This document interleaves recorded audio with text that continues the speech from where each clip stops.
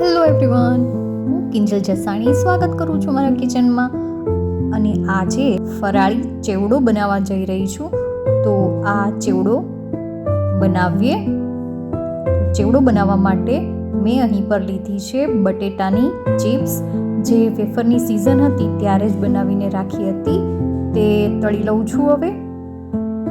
તો ચિપ્સ તળાઈ ગઈ છે, હવે તેને કાઢી લઈશું. ત્યારબાદ ગરમ તેલમાં તળીશું શીંગના દાણા, અને થોડો કલર ચેન્જ થાય ને ત્યાં સુધી તળવાના છે. જોઈ શકાય છે દાણા પણ સારા એવા તળાઈ ગયા છે. તો હવે દાણાને પણ કાઢી લઈશું.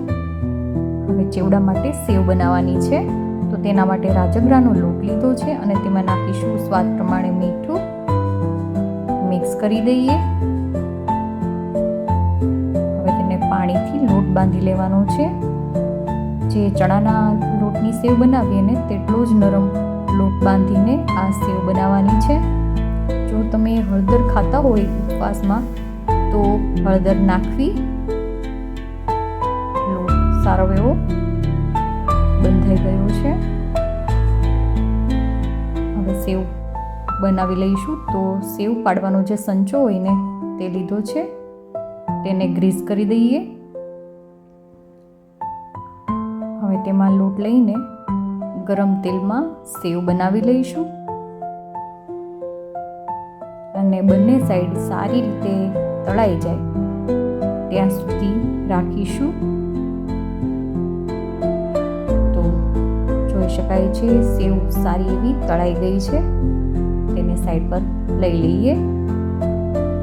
હવે એક બાઉલમાં લઈશું તળેલી બટેટાની ચિપ્સ. ત્યારબાદ લઈશું તળેલા શીંગદાણા. હવે લઈશું રાજગરાના લોટની સેવ.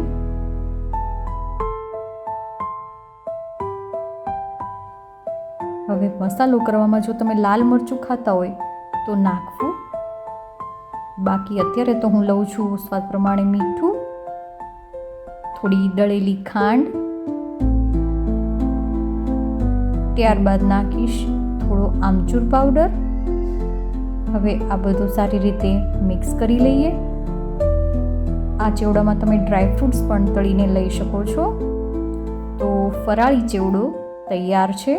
મારી આજની રેસીપી તમને કેવી લાગી તે મને જરૂરથી જણાવજો. તો ફરીથી મળીશું નવી એક ફરાળી વાનગી સાથે. ત્યાં સુધી આવજો.